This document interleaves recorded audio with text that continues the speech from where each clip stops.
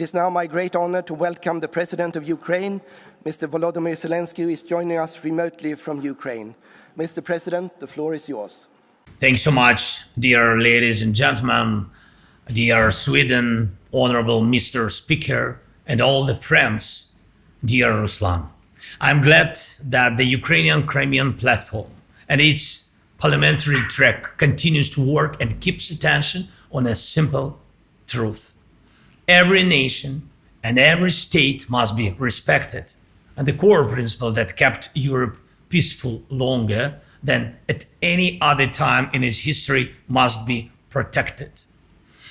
These principles are clear: respect for human life, no changing borders by force, and no spheres of influence, a polite term used to cover the desire to dominate other nations and wage wars of aggression.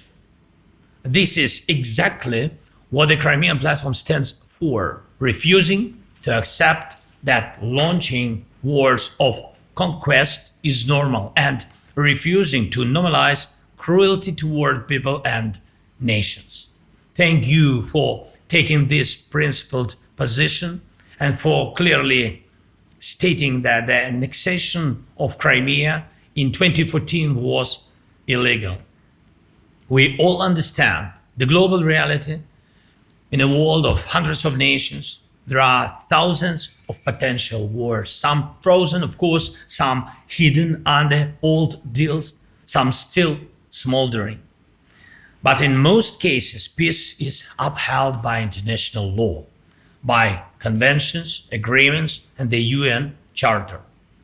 If these principles do not work here in Europe, then where will they work? It is a rhetorical question, and behind it lies a global fear that war, not peace, could again become humanity's everyday reality, as in darker times. We cannot allow this. Right now, we are at a critical moment, and we are working closely with the United States, with European partners, with many others to define steps that can end Russia's war against us, against Ukraine, and bring real security.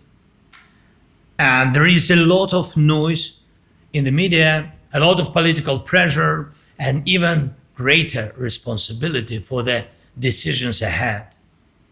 Putin wants legal recognition for what he has stolen, to break the principle of territorial integrity and sovereignty. And that's the main problem.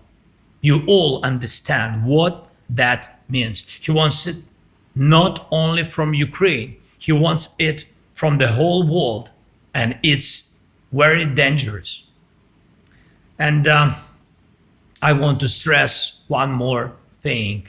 In the steps we've coordinated with the side of the US, we've managed to keep extremely sensitive points on the table, including the full release of all Ukrainian prisoners of war under the all for all formula, and civilians, and the complete return of Ukrainian children abducted by Russia. These are important steps, but to achieve real peace, more is needed.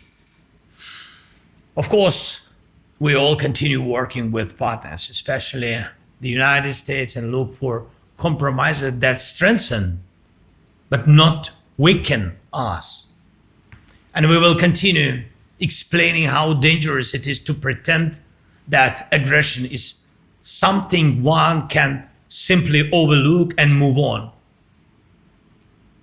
And I ask you, do not stay silent. Do not be passive observers of history. Be participants.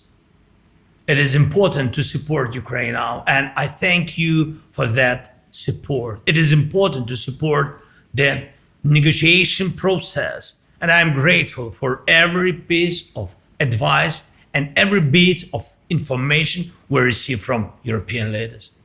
And it is crucial to support the principles on which Europe stands, that borders cannot be changed by force. that war criminals must not escape justice, and that the aggressor must pay fully for the war he started. And this is why decisions on Russian assets are essential. Please support these decisions, and above all, keep pressure on Russia. Russia is still killing people every day. Occupied territories remain occupied. And that means Russia remains a criminal state. Today, almost 70 parliamentary delegations are present, and if parliaments in Europe, in the world, do not close their eyes to this, then no one will. Thank you for your support. Slava Ukraini!